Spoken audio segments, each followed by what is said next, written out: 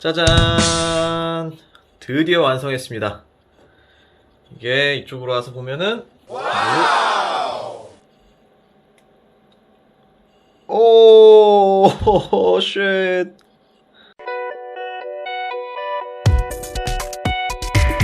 안녕하세요, 하루아이티 하루입니다. 오랜만에 인사를 드리는데 참 변명이라고 할 것 같으면은 지금 보시다시피 새로운 사무실이 생겼습니다. 뭐 넉넉해서 구할 수 있었던 건 아니었고요. 집 옆에 빈 방이 하나 있었는데 운이 좋아서 이렇게 좀 싸게 얻을 수가 있어서 그냥 같이 쓰게 됐어요.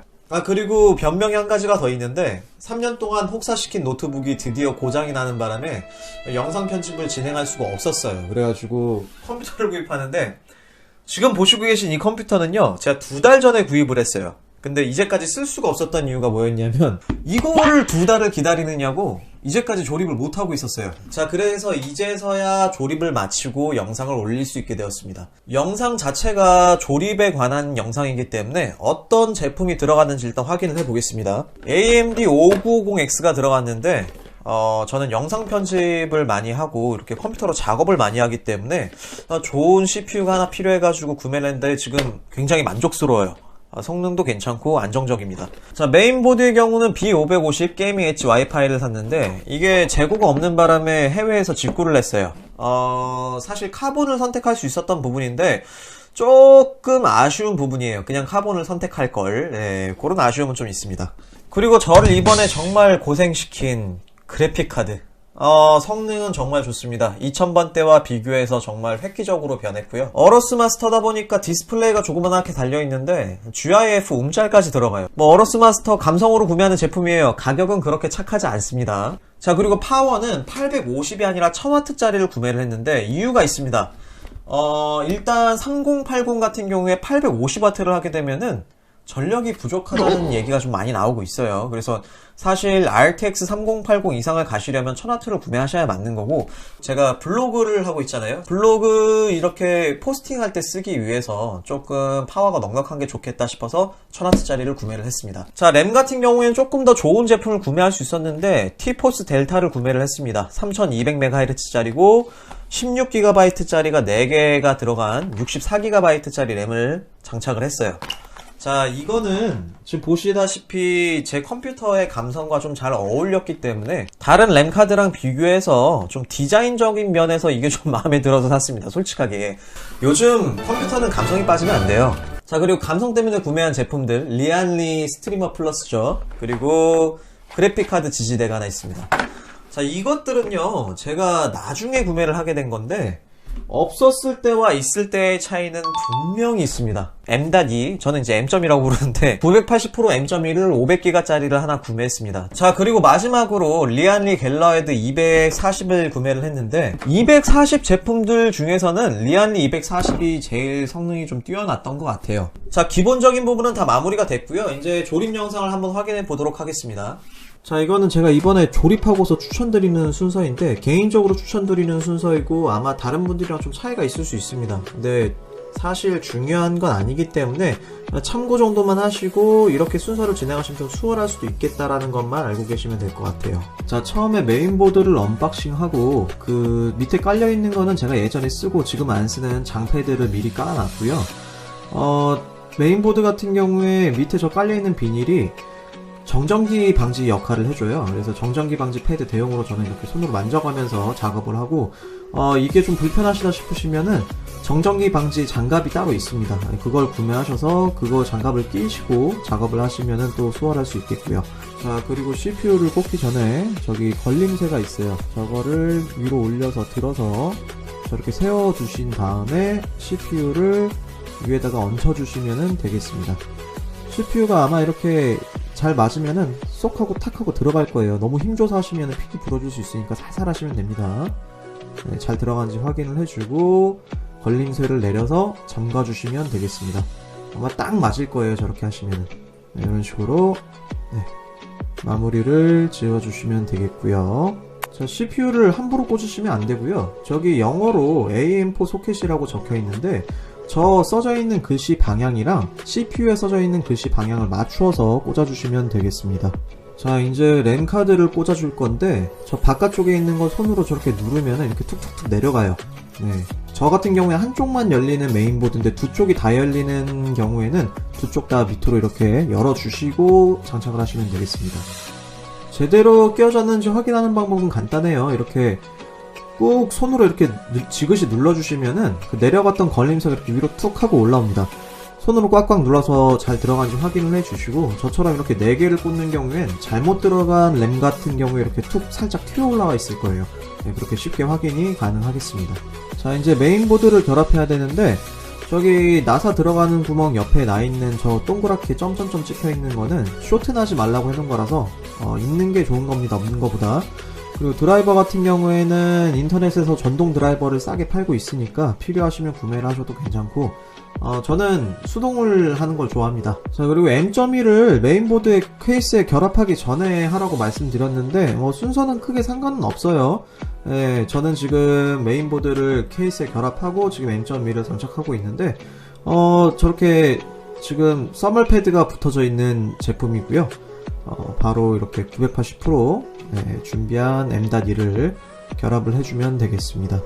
결합은 크게 어렵지 않습니다. 저기 잘 맞춰져 있어요. 그림 맞추기 느낌으로 이렇게 맞추시면 되고, 저렇게 옆으로 이렇게 쏙 넣는데 지금 제대로 안 들어간 거예요. 제대로 들어가면은 네, 저렇게 살짝 꾹 누르면 이렇게 살짝 튀어 올라와 있죠. 지금 네, 지금 저 상태가 맞는 겁니다. 원래 저렇게 살짝 올라와 있어요. 그리고 비닐은 반드시 벗겨주셔야 됩니다. 저거 있는 상태로 꽂으면은 굉장히 불리해져요. 드라이버로 살살살 조여서 마무리 지으시면 되겠습니다. 저는 그 뒤에 쿨러를 결합하기 시작했는데, 쿨러 결합하는 순서는 사실 중요하지 않습니다. 제가 보기에 가장 중요하지 않는 게 쿨러 결합 순서예요. 저거는 본인이 맞춰서 지금부터는 하고 싶을 때 하시면 돼요. 대신에 그래픽 카드를 맨 마지막에 하시는 거를 추천드릴게요. 저 쿨러 다는 게 생각보다 시간이 오래 걸려서 맨 처음에 케이스에다가 미리 장착을 하시고 작업을 하셔도 나쁜 선택은 아니라고 생각을 해요. 수냉 쿨러 같은 경우에는 라디에이터가 옆에서 굉장히 걸치적거려서 이제 저거부터 달고 수냉 쿨러 CPU 쪽에 달고 그렇게 순서를 저는 정했어요. 자, 이제 수냉 쿨러를 달 건데, 지금 AMD의 고질적인 문제가 호스가 방향이 위나 아래쪽으로 빠져나와야 되는데 AMD CPU는 좌측이나 우측으로밖에 못 빠져나와요. 네, 그렇기 때문에 저는 호스가 이제 길다 보니까 쭉 빼는 방향으로 결정을 했습니다. 제가 저거를 위나 아래쪽으로 방향을 바꿔보려고 해봤는데 옆에가 걸려가지고 무슨 짓을 해도 안 돼요. 네, 저렇게 달 수밖에 없습니다. 자, 써멀 그리스 도포하는데 정말 중요한 부분을 한 가지 명심하시고 하시면 되겠어요. 양이 너무 많으면 안 됩니다. 차라리 적은 게 나아요. 적더라도 고장은 나지 않는데, 저는 이제 MX4라고 좀 묽은 써멀 그리스를 사용을 했어요. 사용하기 쉬운 그런 써멀 그리스에 속하는데, 저렇게 당구장 모양으로 해서 적당량을 짜줘야 되는데 너무 많이 짜주게 되면은 저 메인보드 쪽으로 써멀 그리스가 다 흘러버립니다. 이제 그러면은 돌이킬 수가 없어요. 차라리 양이 적은 게 낫고요. 저희 써멀 그리스가 주사기 모양으로 생겼는데 동그라미로 표시가 돼 있어요. 동그라미 한 칸에서 다음 한 칸까지가 한 번 사용하는 분량 정도라고 생각하시고 도포를 하시면 됩니다. 사실 크게 차이 없어요. 저거 그냥 콩알 도포를 해도 상관없고 뭘 해도 상관없는데, 지금 저기 수냉쿨러 쪽에 비닐을 반드시 벗기고 장착만 하시면 되겠습니다. 모양이나 양만 너무 많아서 흘러 넘치지만 않으면 모자라도 상관없고요. 너무 많지만 않으면 되니까 그거만 주의하시면 되겠어요. 자, 그리고 AMD CPU는 저 걸림쇠가 있어요. 저 걸어서 이제 장착을 해야 되는데 12시랑 6시 방향으로 위아래로 저렇게 걸어준 다음에 위쪽에 있는 나사를 조이면서 고정을 해주면 됩니다. 적당히 조여서 절대로 흔들리지 않게 잘 고정을 해주시는 게 중요합니다. 자, 그리고 저 같은 경우엔 작업이 아직 하나가 더 남아있는데 지금 선들이 굉장히 많죠. 저기 시스템 RGB를 맞추려고 맨 처음에 영상 시작할 때 제가 리모컨으로 이렇게 컨트롤하는 거 보셨죠? 그거 허브 연결을 해야 됩니다. 그거를 하기 위해서 좀 선이 좀 많아질 수밖에 없었어요. 굉장히 조잡해 보이니까 어차피 다 정리될 겁니다. 이거는 좀 지금 다루기에는 내용이 너무 많고 5V짜리와 12V짜리의 생김새 차이만 확실하게 해두시면 됩니다. 이걸 만약에 잘못해서 바꿔 꽂았을 경우에는 LED가 죽어버릴 수가 있어요. 타버립니다, 그게. 5 5V짜리를 12V에 꽂아버리면 이게 타버리기 때문에 3핀은 무조건 3개짜리 5V짜리에 꽂아주셔야 된다는 거, 그거만 기억하시면 되겠어요. 자, 그리고 추가적으로 지금 이게 배기와 흡기 방향을 알고 계셔야 되는데, 쿨러는 바람을 내보내는 방향이 있죠. 지금 이게 바람을 내보내는 배기 방향입니다. 저렇게 막이 있고 약간 조금 더 지저분한 쪽이 배기 방향이라고 기억을 해두시고요. 자, 반대로 저렇게 깔끔한 쪽, 저게 흡기 방향이에요. 바람을 빨아들이는 방향입니다. 저거를 똑바로 인지하시고 장착을 하셔야 나중에 쿨러를 뗐다 붙였다 하는 일이 없기 때문에 지금 이걸 보시면서 수치를 완벽하게 해두시면 좋겠습니다. 자, 그리고 한 번만 더 강조를 하자면은 저렇게 4핀으로 되어 있어요. 12V는. 저렇게 12V짜리에 5V짜리 3개의 구멍 있는 거를 꽂으시면은 LED가 다 타버립니다.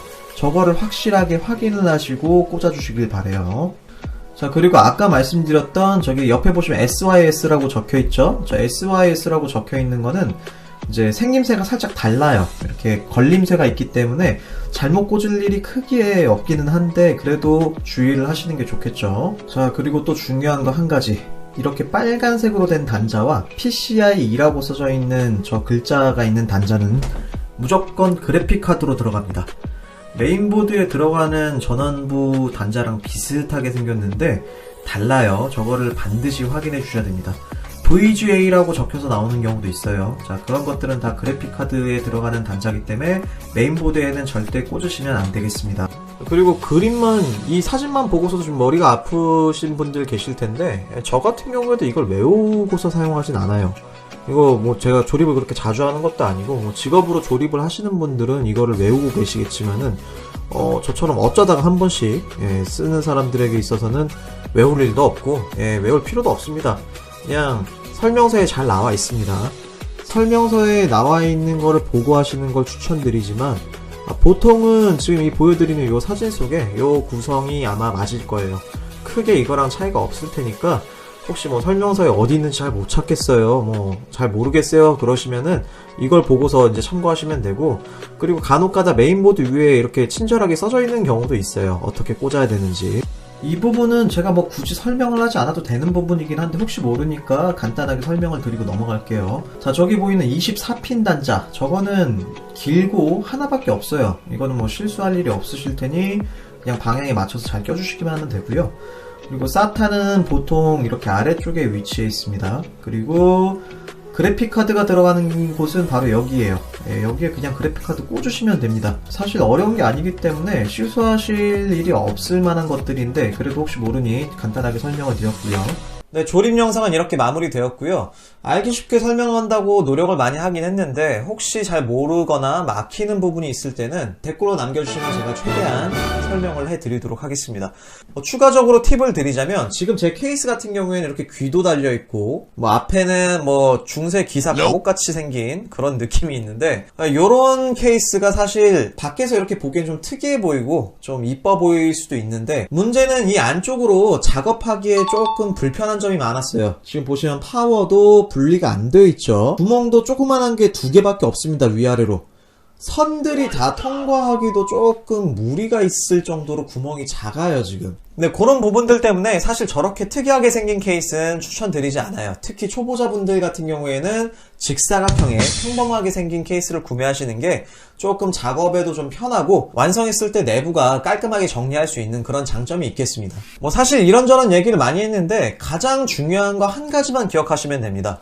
컴퓨터를 구매하시는 목적을 분명히 하셔서 자신의 목적에 맞는 컴퓨터를 구매하시는 게 성능적인 면으로도 이득이고 가격적인 면으로도 충분히 이득을 많이 볼 수 있으실 거예요.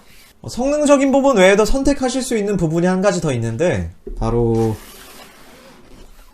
감성이죠.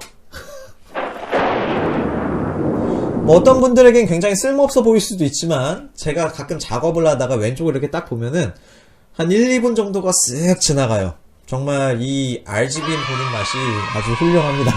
저는 만족스러워요. 어떤 물건을 구매를 하든 자기가 만족을 하면 된 거죠, 그죠? 네, 오늘 영상 여기까지입니다. 영상 시청해주셔서 감사합니다.